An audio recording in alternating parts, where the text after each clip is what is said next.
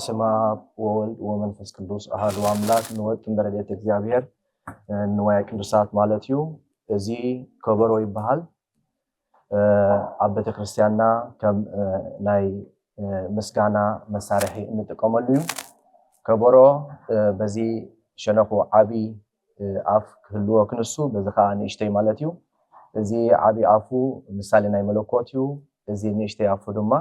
ምሳሌ ናይ ስጋ ማለት እዩ። መለኮት ክንብል ከለና እግዚአብሔር አምላክ ምሉእ በኩልሄ ከም ዝበለና ማለት እዩ። እዚ እግዚአብሔር ኣብ ኩሉ ቦታ በሓደ ግዜ ከም ዝርከብ ንምግላጽ እዩ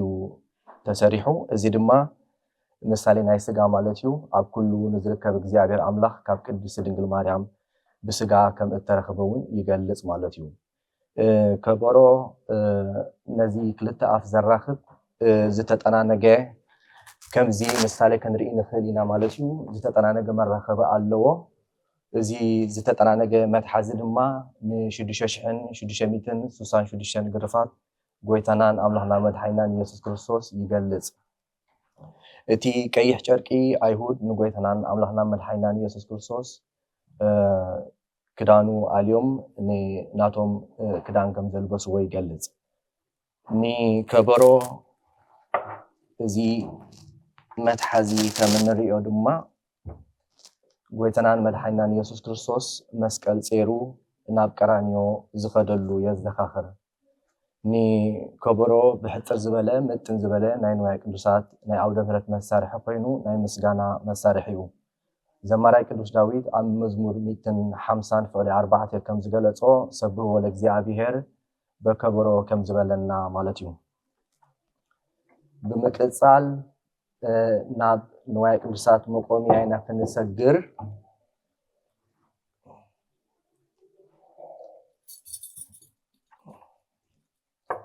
መቆሚያ ክንብል ከለና ብቋንቋ ግዕዝ ዝተሰምየ ኮይኑ ምቅዋም ወይ ድማ ምርኩስ ኢልና ክንዛረብ ንኽእል ኢና። መቆሚያ ብሰለስተ ደረጃታት ተኸፊሉ ክስራሕ ይከኣል እዩ።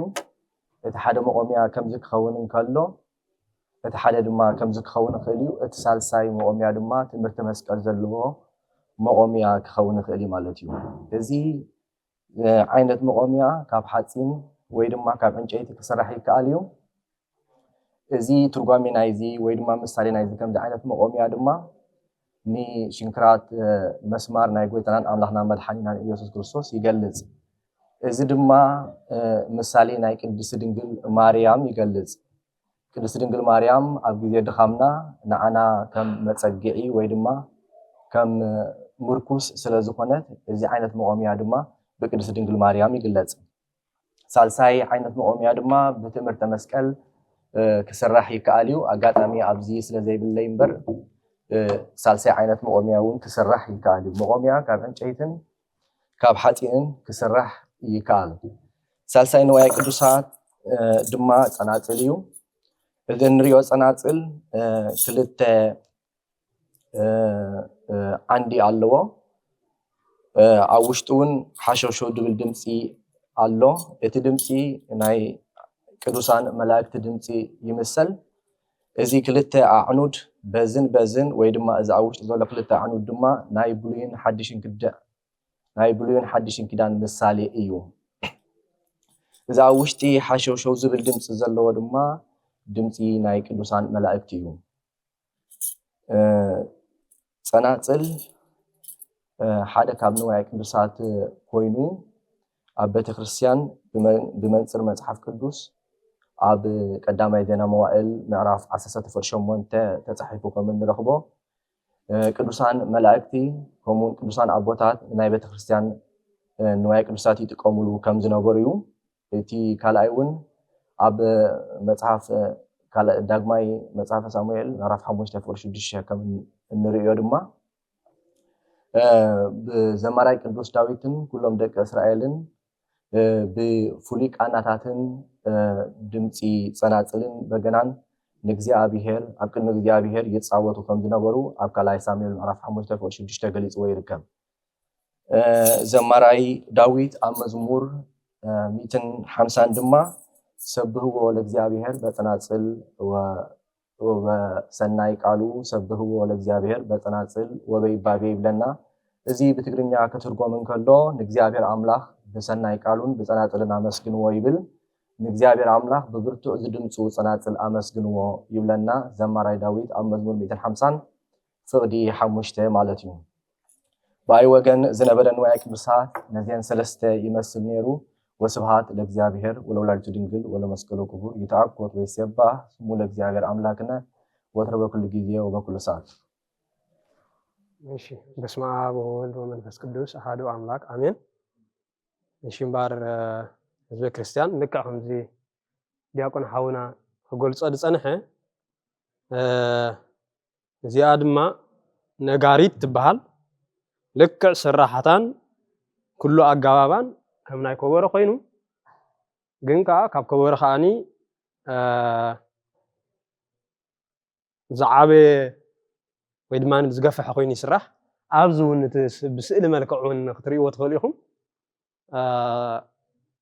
ብርኽዋት ኣሕዋትና ብጣዕሚ ብኢደ ጥበብ ዝሰርሕዎ ማለት እዩ ኣጋጣሚ ኮይኑ ግን ነዚኣ እውን ካልኣይትላታ ብክልተ በትር ጌርካ ድማ ይህረም ማለት እዩ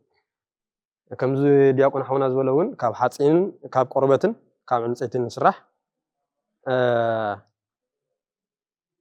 ክህረም ከሎ ድማ ብክልተ ኢድካ እንዳገበርካ ይህረም መዓስ ንጥቀመሉ ወይ ድማ ኣበይ ግዜ ንጥቀመሉ ነርና ተተባሂሉ ከዓኒ ኣብ ክብረ በዓል ድዩ ወይ ፍሉይ መደብ ኣብ ዝኾነሉ ድዩ ኣብ ገዳማትናን ዓበይቲ ኣድባራት ናይ ዓድናን ክሳብ ሕጂ ከም ዘሎ ሕጂ ግን ምዝናይ ሕጂ ዘሎ እንዳበለ ከይኸይድ ከም ዘሎ ግን ኣብ ዝተፈላለየ ቦታታት ግን ከም ዘሎ ቅዱስ ቤተክርስትያንና ትሕብረና ማለት እዩ እዚ ክልተ መህረሚ ወይ ድማ ናይዚ ነጋሪት መህረሚ ከምቲ ጎይታና ኢየሱስ ክርስቶስ አይሁዳውያን ካብ የማን ናብ ጸጋም እንዳወሰዱ ዝሃርሙ ከም ዝነበሩ ምሳሌ ናቱ ኮይኑ ልክዕ ንዑ ክንሃርም ከለና ድማኒ ናይ ጎይታና ግርፋትን ስቅያትን ንኽንዝክር ዳኣምበር ንዓና ንወንና ደይኮነስን እቲ ናይ እግዚአብሔር ኣምላኽና ንኽንዝክር ተባሂሉ ድማኒ ይግለጽ ማለት እዩ ካብቲ ብዙሕ ውሕድ ዝበለ ቆርብ ጽሙቕ ኣቢለ ዝሓሰብክዋ ብዙሕ ካልእ እውን ትርጉም ኣለዎ ማለት እዩ ብቀጥታ ካልእ ድማኒ ተኻላኢት ኮይና ዘላ ኣጋጣሚ ኣብዚ የብልናን ብስዕሊ መልክዕ ኣቕሪብና ኣለና መጥቅዕ ይበሃል እምኒ ወይ ድማ ብሓፂን ወይ ብኣስራዚ ይስራሕ ልክዕ ከምዚ እዚ ድማኒ ኣብ ገዳማትን ኣብ ዓበይቲ ኣድባራትን ወይ ዓበይቲ ዓድን ይርከብ ጥቕሙ እንታይ እዩ ተባሂሉ ልክዕ ከም ናይ ደወል ኮይኑ ኣብ ክብረ በዓል ድዩ ወይ ንኣብነት ኣብ ናይ ልደት ዘለዎ ድዩ ኣብ ኩሉ ልክዕ ከም ደወል ኮይኑ ወይ ድማ ዋዜማ እንተ ኮይኑ ልክዕ ከም ናይ ደወል የገልግል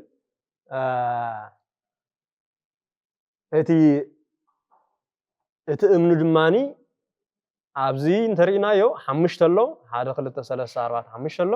እዚ 5 እንተኮይኑ በቶም 5 ኣእማደ ምስጢር ናይ ቤተክርስትያንና ይግለጽ ንኣብነት 3 ጥራይ እንተኮይነን ድማኒ ብናይ ስላሴ ይግለጽ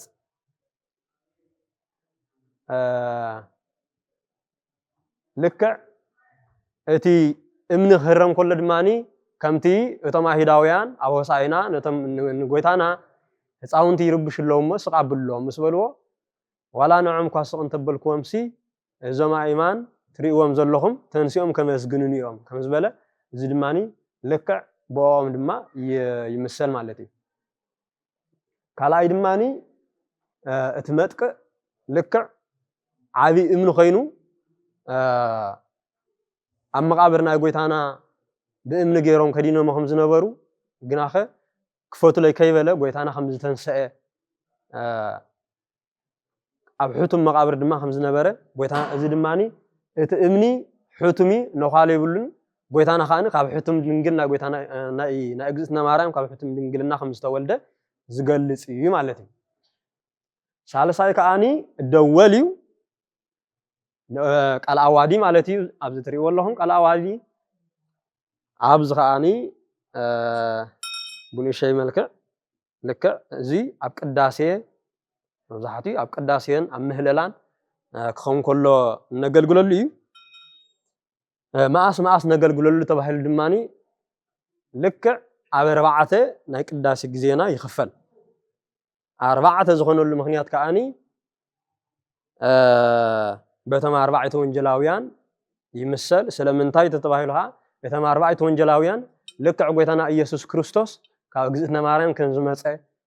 ስጋ ይብልዑ ደመይ ስተዩ ኢልዎም ድማኒ መወዳእታ ኩሉ ምሂሩ መስከደ መወዳእታ ሓግን ስርዓትን ድሰርዓሎም ከመይልና ክንነብር ተባሂሉ ከዓኒ ስጋን ደምን ናይ ጎይታና ኢየሱስ ክርስቶስ ክንቅበል ከም ዘለና ብዘይብኡ ድማ ናብ መንግስተ ሰማያት ክንኣቱ ከም ዘይብልና ዝገልጽ ኮይኑ ነዚ ዝመስከሩ ከዓኒ 4 ወንጌላውያን ስለ ዝኾኑ ኣብ 4 ናይ ቅዳሴና ግዜ ንጥቀመሉ መዓስ እንተተባሂሉ ከዓ ቀዳማይ ኣብ መጀመርታ ካብ ቤተልሔም ናብ ቤት መቅደስ ከኣቱን ከለው እምነበሃ ቅዱስ ቤተክርስቲያን ክብሉ ከለው ልክዕ እንዳሃረምዎ ይመፁ ማለት እዩ እና ድማ ተስኢና ከዓኒ ደንኒልና ትህብስቲ እግዚአብሔር ናብ ቤት መቅደስ ከኣቱን ከሎ ተስኢና ንሕልፈ ማለት እዩ እዚ ከዓ ንምንታይ ዝጠቅእ እቲ ምሳሌኡ ከዓኒ ናይ ዮሃንስ መጥምቅ እመኑን ተነስሑን ኢሉ ዝሰብኮ ዝነበረ ልክዕ ከምናቱ ኮይኑ ተስኡ ኣብ ጎይታና ተስኡ እዚ ደምና ጎይታና ኢየሱስ ክርስቶስ ስለ ዝኾነ ተቀበሉ እንዳበለ ኣብ መጀመርታ የናቃሕና ነተንሳእና ማለት እዩ ካልኣይ ከዓኒ ኣብ ፍርቂ ቅዳሴ ምስ በፅሑ ከዓኒ ፃኡ ንእሰ ክርስቲያን ንኣሽቱ ክርስቲያን ዘበልኩም ውፅኡ ምስ ተባሃለ ተም ንኣሽቱ ክርስቲያን ዘበሉ ሕጂ ንኣብነት መስልሚ ሕዋትና ክኾኑ ይኽእሉ መናፍቃን ክኾኑ ይኽእሉ ልክዕ ክሳብ ፍርቂ ቅዳሴ ይፍቀዶም ፍርቂ ቅዳሴ ምስ በፅሐ ግን ዘይኣመንቲ ስለ ዝኾኑ ኣብ ፍርቂ ቅዳሴ ኣብ ደገ ክፀንሑ ፃኡ ንእሰ ክርስቲያን ይበሃል ማለት እዩ ድሕሪኡ ከዓኒ ኣብ ፍርቂ ቅዳሴ ከዓ ስጋን ደምን ወልደ እግዚአብሔር ናብ ንክንቅበል ክወፅእ እንከሎ ንኣብነት ህፃናት ድዮም ዓበይቲ ድዮም ክቅበሉ ከለዉ ክወፅኡ ከለኹ ድማኒ ተንስኡ እዚ ናይ ጎይታና ደምን ኢየሱስ ክርስቶስ ዝኾነ ተንስኢኹም ስጋዕ ዝውዳእ ተቐቢሎም ስጋዕ ዝውድኡ ተንስኢና እዚ ድማኒ ልክዕ ይህረም ማለት ክሳብ ዝውዳእ ራብዓይን መወዳእታን ከዓኒ ሓንቲ ዳ ረሲዕልኩም ከዓ ኣብ እዝጌታ ኣብ እዝጌታ ቅድሚታ ምቕባለን ተንቆልዑት እዝጌታ ኢልና ምስ በፅሓና ከዓኒ ሳልሰይቲ ትህረም ራብዓይትን መወዳእታን ከዓኒ እቶም ቆልዑ ክቅበሉ ከለዉ ወይ ድማኒ ተቀዳሲ ምስ ተወድእ ከዓ ይህረም ማለት እዩ ዘኸበርኩም ተኸታተልቲ ናይ ቅዱስ ቤተክርስትያንና እዘን ሰለስተ ሕዝየን እንደቀረብኩ እዚአን ይመስላ ነይረን ዝተምሃርናዮ ኣብ ልብና ክሕድረና ድማ እግዚኣብሔር ኣምላኽና ይደግፈና ክብረት ሃበለ ወስብሐት ለእግዚአብሔር